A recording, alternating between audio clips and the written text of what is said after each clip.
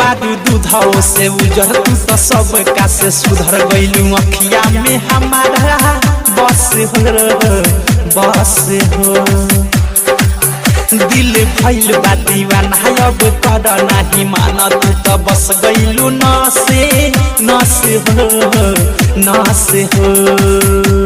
ये प्यार के धुन बाजे गुन गुन ये पूरा बदन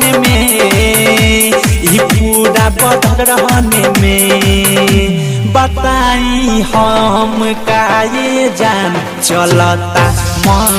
में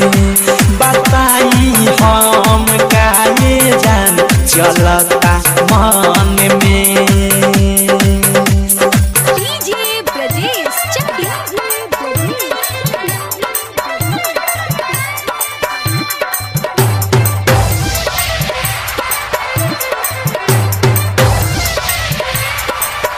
कहे राइटर राकेश संगे प्रेमी अवधेश साथे रहता रे बिकी अनु राग